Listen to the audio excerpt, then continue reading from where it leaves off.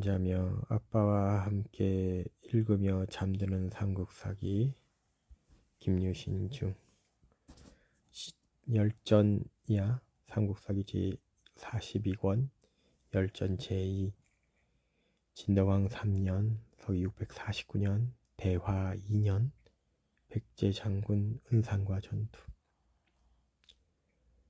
가을 8월 백제 장군 은상이 쳐들어와 석토 등의 7성을 공격하였다. 진덕왕은 유신과 죽지, 진춘, 천존 등의 장군들에게 명하여 이를 막게 하였다. 3군을 5갈래의 길로 나누고 공격하였는데 서로 간에 이기고 지고 하여 열흘이 지나도록 싸움이 끝나지 않았다. 이렇게 되자 신라군은 도살성을 아래에 주둔하면서 말을 쉬게 하고 군사들을 배불리 먹여 다시 공격하기로 하였다. 이때 물새 한 마리가 동쪽으로 날아가다가 유신의 군막을 지나치자 장병들은 이를 보고 불길하게 여겼다. 유신이 이것을 괴이하게 생각할 필요가 없다고 하고 군사들에게 말했다. 오늘 반드시 백제인이 점탐하러 올 것이다. 너희는 모르는 채 하면 누구냐고 묻지 말라. 그리고는 군중에 명령을 내렸다. 성병을 굳게 지키고 움직이지 말라. 내일 원군이 온 다음에 결전을 하겠다. 첩자가 이 말을 듣고 돌아가 은상에게 보고하였다. 은상 등은 신라의 병력이 증가된다는 사실에 의심하여 두려워하지 않을 수 없었다. 이때 유신 등이 일시에 공격하여 크게 승리를 거두었다. 그들은 장군 달솔, 정중과 군사 100여 명을 사로잡았으며 좌평 은상과 달솔 자견 등 10명과 군사 8,980명을 사로잡고 말 1만 필과 갑옷 1만 800벌을 노획하였다. 이 밖에 노획한 각종 기구도 이와 비슷하였다. 그들이 돌아올 때 길에서 백제의 좌평 정복이 군사 1천을 데리고 항복한 후 이를 모두 풀어주어 가고 싶은 대로 가게 하였다. 경성에 이르니 대왕이, 이어서 경성이란 건 서울이야. 서울에 이르니 대왕, 즉 진평, 여기 진덕여왕, 진덕대왕이 문까지 나와서 그들을 맞이하고 위로하며 후대하였다. 진덕왕 8년 태종왕 원년 서기 654년 당고정 영희 5년 김춘추가 임금의 자리에 올랐어. 진덕대왕의 뒤를 이을 자식이 없었기에 유신은 재상인 이찬 알천과 상의하여 이찬 춘추를 맞이하여 왕위에 오르게 하였으니 이 사람이 바로 태종대왕, 즉 김춘추이다. 태종무열왕을 말하는 거야. 태종왕 2년 서기 655년 당 고종 영휘 6년이야. 김유신은 백제의 도비천성을 공격하였고 조미약 백제의 사정을 유신에게 보고하였다. 을묘년 가을 9월 유신은 백제에 들어가 도비천성을 공격하여 이겼다. 이때 백제는 임금과 신하가 사치하고 음란하여 국사를 돌보지 않으니 백성들은 원망하고 신령이 노하여 재앙과 변괴가 여러 번 나타났다. 그러자 유신이 왕에게 고하였다. 즉 유신이 태종 무열왕 김춘추에게 이제 말을 한 거야. 말씀을 올린 거지. 임금이니까. 백제가 무도하여 그 죄악이 걸과 주보다 심하니 이제는 진실로 하늘의 뜻에 따라 백성을 불쌍히 여기어 죄 있는 자들을 벌할 때입니다. 여기서 걸과 주라는 것은 보통 걸주라고 말하는 건데 옛날 아주 먼 옛날에 아주 못된 임금으로 뛰어난 사람들이야. 이름이 알려져 있는 사람들이지. 자, 그리하여 이에 앞서 급찬 조미압이 부산 현령으로 있다가 백제에 잡혀가서 좌평 임자의 종이 되었다. 그는 정성을 다해 이를 보살펴 태만한 적이 없었기에 임자는 그를 불쌍히 여겨 의심하지 않고 마음대로 출입하게 하였다. 그러자 그는 도망하여 백제로 돌아와 백제의 사정을 유신에게 보고하였다. 유신은 조미압이 충성스럽고 정직하여 쓸만한 인물임을 알고 그에게 말했다. 나는 임자가 백제의 국사를 전담한다고 들었다. 내가 그와 의논하고 싶은 마음이 있으나 아직 못하고 있는데 그대가 나를 위하여 다시 돌아가서 임자에게 이것을 이야기하라. 그러자 조미압이 대답하였다.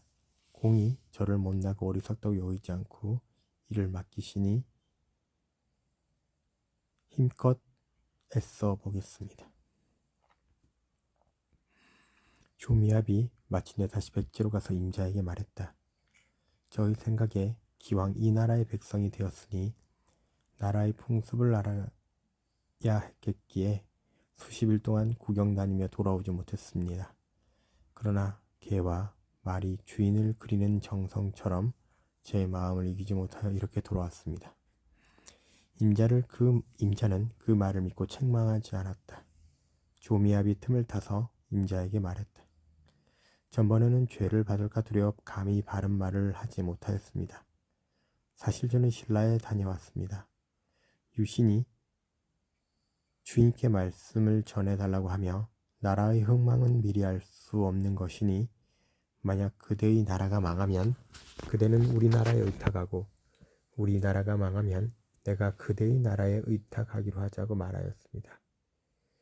임자는 이 말을 듣고 묵묵히 말이 없었고 조미압은 두려워하며 물러나왔다.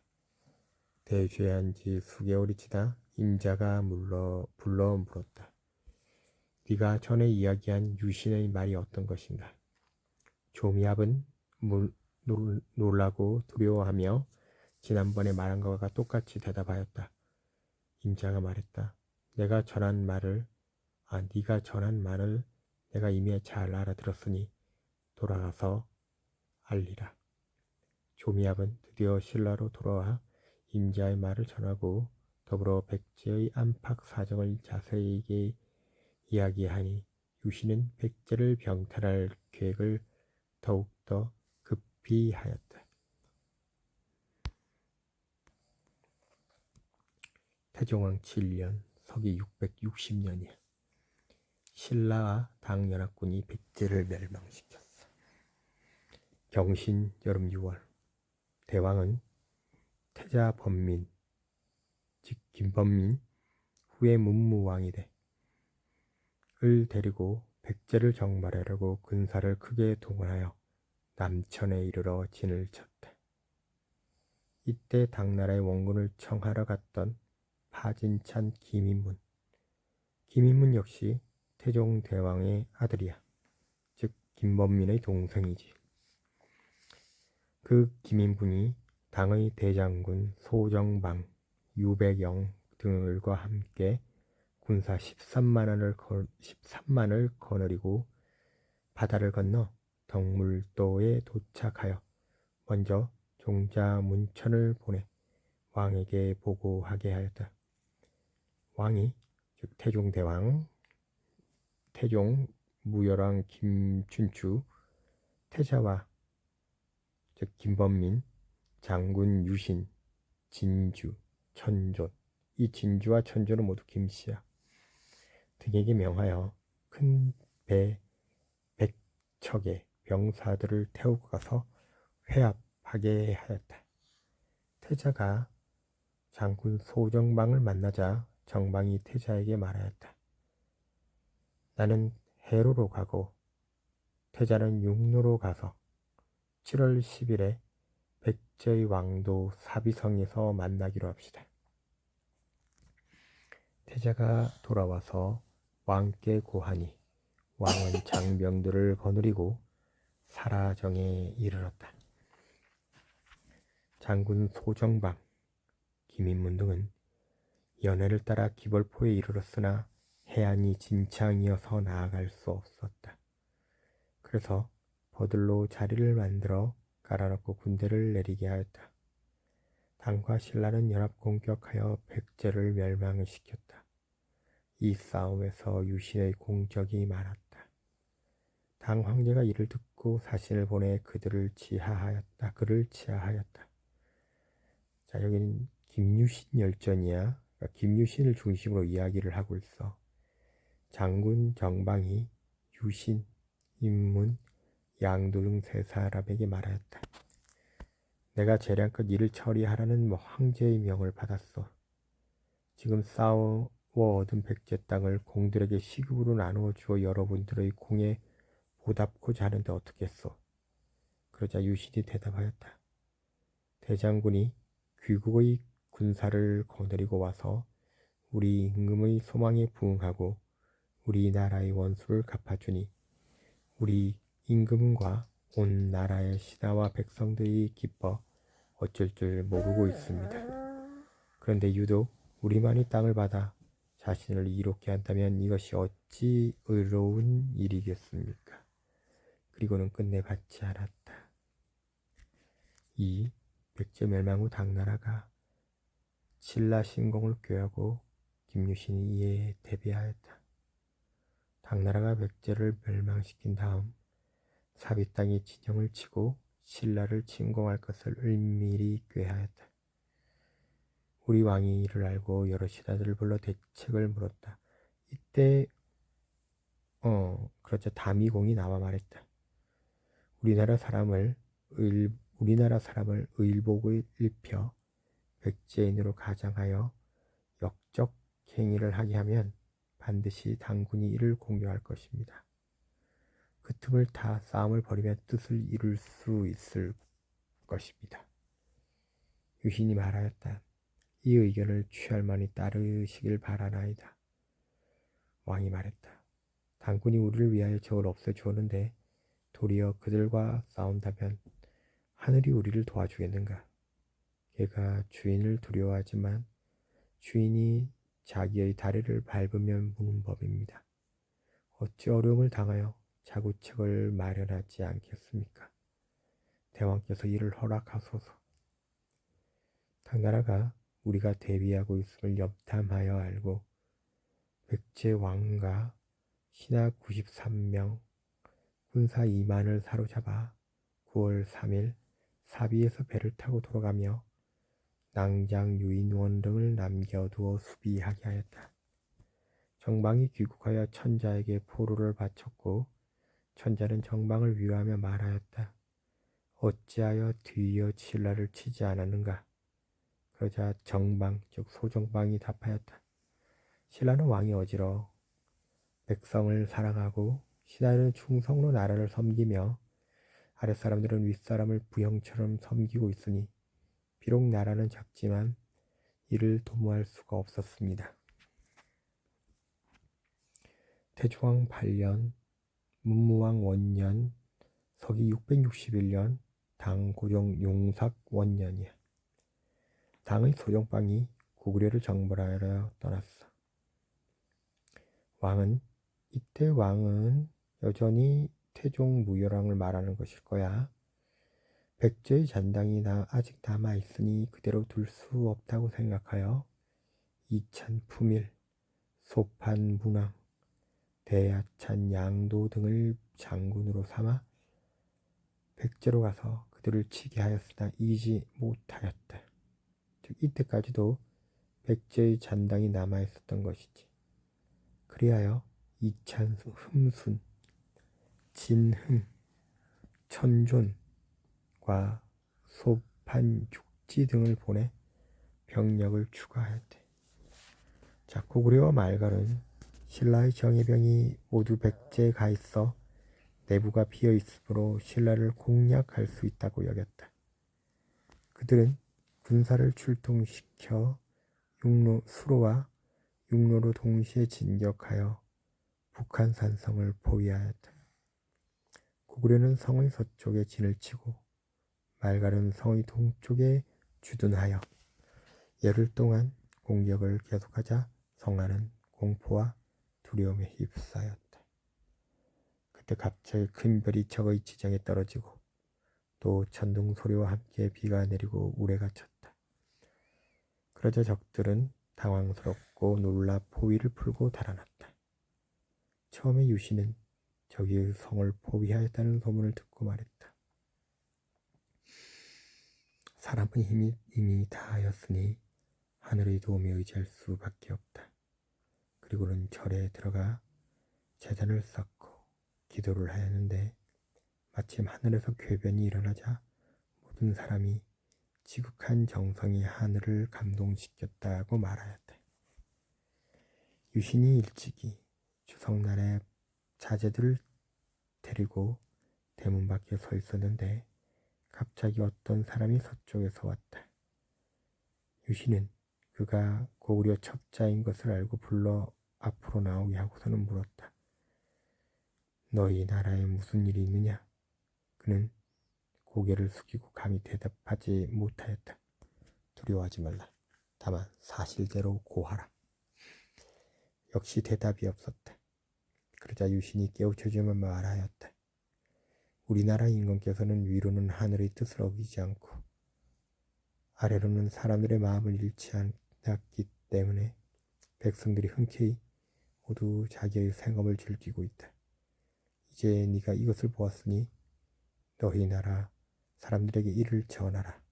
그리고는 그를 위로하고 돌려보냈다. 고구려인들이 이 말을 듣고 말했다. 신라가 비록 작은 나라이지만 유신이 재상으로 있으니 가벼이 볼 수 없다. 6월 당고종 661년 6월이야. 당고종 황제가 장군 소정방 등을 보내 고구려를 정벌케 하였다. 이때 당나라에서 수기하던 김인문, 아까 말했듯이 태종 무열왕의 아들이야. 태자 김범민의 동생이지. 그 김인문이 명을 받고 와서 출병기일을 보고하고 겸하여 신라에서도 군사를 내어 함께 고구려를 치라는 뜻을 전했어. 그러자 이에 따라 문무대왕이 이때는 이제 문무대왕 즉 김범민이 임금님이 돼 있었던 것 같아.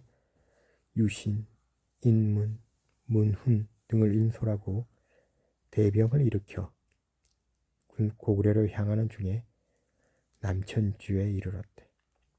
백제 땅에서 진영을 수비하던 유인원도 휘하의 병사를 거느리고 사비에서 배를 띄워 해포에 내려 역시 남천주에 진을 쳤대. 이때 유사가 와서 보고하였대. 앞에 백제의 잔당들이 있습니다.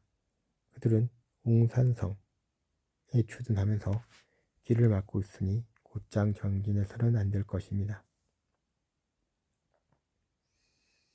이 유신이 병사를 이끌고 나아가 성을 포위하고 사람 시켜 성 아래로 가까이 접근하여 적장에게 말했다. 너희 나라가 공손치 않았기 때문에 대국의 토부를 받게 된 것인데 명에 순응하는 자는 상을 받고 명을 거역하는 자는 살기 어려울 것이다. 이제 너희들이 홀로 고립된 성을 지켜 무엇을 하자는 것이냐. 결국 참혹하게 될 뿐이니 나와서 항복하는 것만 못하다.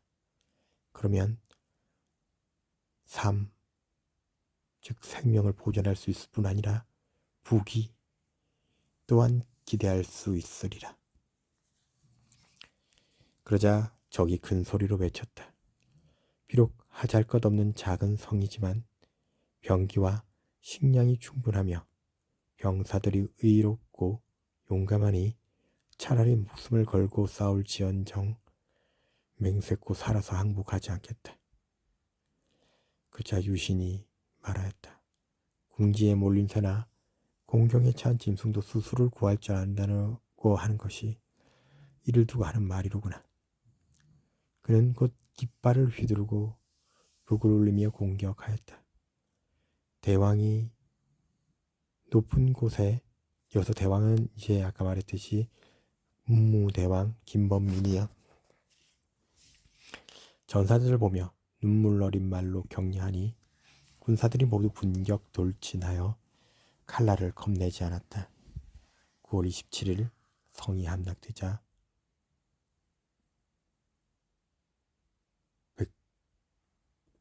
그 적장은 잡았으나 백성들은 놓아주었다. 공에 따라 장병들에게 상을 주었으며 유인원도 역시 차능을 두어 비단을 나누어 주었다. 이리하여 군사들에게 잔치를 베풀고 말을 배불리 먹인 다음 당군과 합세하고자 하였다. 대왕, 즉 문무대왕 김범민이 이보다 앞서 대가 문천을 소장군에게 보내어 편지를 저하였다. 소장군, 즉 소정방이야. 이때 문천이 돌아와 복명하고 소정방의 말을 전했다. 내가 황제의 명을 받아 멀리 먼 곳에서 창해를 건너 적을 토벌하러 와서 해안에 배를 정박한 지 이미 한 달이 넘었어. 그러나 대왕의 군사가 오지 않고 군량의 수속이 계속되지 않아 심히 위태로우니 왕은 대책을 세워주시오. 왕이 여러 신하들에게 어찌하면 좋은가를 물었다. 그들은 모두 저의 경내에 깊이 들어가 군량을 운반하는 것은 형세로 보아 할 수 없는 일입니다. 라고 아뢰었다. 대왕이 이를 걱정하며 단식하자 유신이 앞으로 나아가 대답하였다. 제가 과분한 은혜를 입어 외람되게도 중임을, 즉 무거운 임무를 맡고 있으니 나라의 일이라면 죽는 한이 있더라도 이를 피하지 않겠습니다. 지금이야말로 이 늙은 몸이 절개를 다할 때오니 제가 적국으로 들어가 소정방 장군의 뜻에 부응하도록 하겠습니다. 대왕은 자리를 앞으로 옮겨 유신의 손을 잡고 눈물을 흘리며 말했다. 공 같은 어진 신하를 얻었으니 근심할 게 없소. 만약 이번 일을 성공시킨다면 그대의 공덕을 어찌 질 수 있겠는가? 라고 했어. 유신은 명령을 받은 후 현고잠의 터굴로 갔다. 그는 목욕 재개하고 영실로 들어가 문을 닫고 홀로 앉아 향을 피운 지 며칠 밤낮이 지나서야 나와서 혼자 기뻐하며 말했다. 나는 이번 가는 길에 죽지 않을 것이다. 자, 그가 떠나려 할 때 왕이 선수 유신에게 다음과 같이 글을 써 주었다. 국경을 나선 뒤에는 상벌을 마음대로 행사할 수 있다. 즉 전권을 준 거지. 자, 문무왕 원년 서기 661년 12월 문무왕 2년 서기 662년 김유신 고구려 경계로 들어가다 소정방은 힘껏 싸우지 못하고 당으로 돌아갔대. 자, 12월 10일 부장군 임문, 진복, 양도 등 9장군과 함께 군사를 거느리고 양국을 짓고 고구려 경계로 들어갔대. 임술년 서기 662년 정월 2월 3일 칠중하에 이르렀는데 군사들이 모두 두려워하여 감히 먼저 승선하려는 자가 없었다. 유신이 말했다. 제군이들이 죽음을 두려워한다면 무엇하러 여기에 왔는가? 유신이 마침내 스스로 먼저 배에 올라 건너가니 모든 장졸들이 서로 뒤를 따라 강을 건너 고구려 경내로 들어섰다. 고구려군은 큰 길에서 요격할까 염려하여 험하고 좁은 길로 행군하여 산양에 이르렀다. 유신이 여러 장병들에게 말하였다. 고구려, 백제 두 나라가 우리의 강토를 침노하여 우리의 백성을 해쳤다. 혹은 장정들을 포로로 데려가기도, 혹은 어린아이들을 사로잡아 노비로 부리기도 한 일이 오래되었으니 어찌 통탄하지 아니하겠는가. 내가 지금 죽음을 두려워하지 않고 어려운 일에 나선 것은 대국의 힘을 빌려 두 나라를 멸망시켜 나라의 원한을 실수려 하는 것이다. 마음으로 맹세하고 하늘에 구하여 신명의 도움을 기대하는데 여러분의 심정이 어떠한가를 알 수 없기에 이와 같이 말하는 것이다. 적을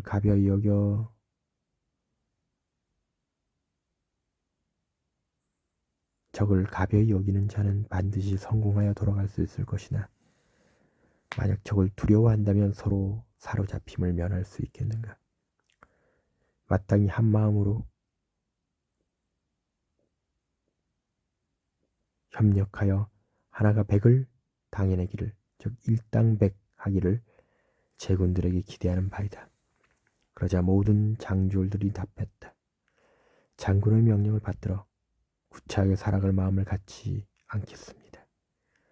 그들은 곧 북을 치며 행진하여 평양으로 향했다. 도중에 적병을 만나 역습하여 이기고 갑옷과 무기를 많이 노획하였다. 장사의 험한 길에 당조하자 때마침 날씨가 몹시 차고 사람과 말이 지쳐 왕왕 쓰러지기도 하였다.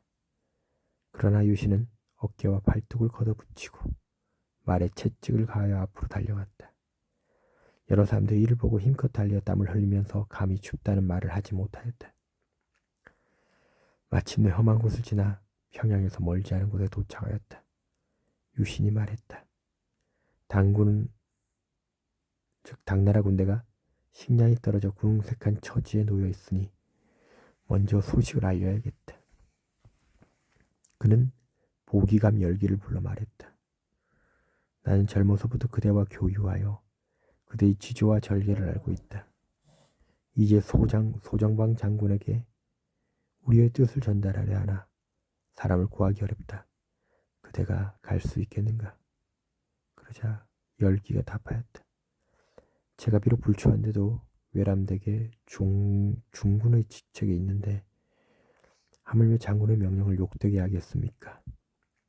설사 죽는다 하더라도 삶과 다를 것이 없습니다. 열기는 드디어 장사 구군 등 15명과 함께 평양으로 가서 소정방을 만났다. 유신 등이 군사를 거느리고 군량을 수송하여 이미 가까운 곳에 도달하였습니다. 소정방이 기뻐하여 편지를 주어 살해하였다. 유신 등이 양호에 이르렀을 때 한 노인을 만나 상황을 물었는데 노인이 적극의 소식을 자세히 말해주었다. 유신은 노인에게 배와 비단을 주었는데 사양하여 받지 않고 가버렸다.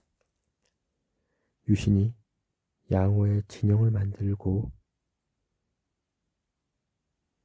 당나라 말을 할 줄 아는 임문, 양도와 그의 아들 군승 등을 당의 진영에 보내 왕의 뜻을 전달하고 군량을 주게 하였다.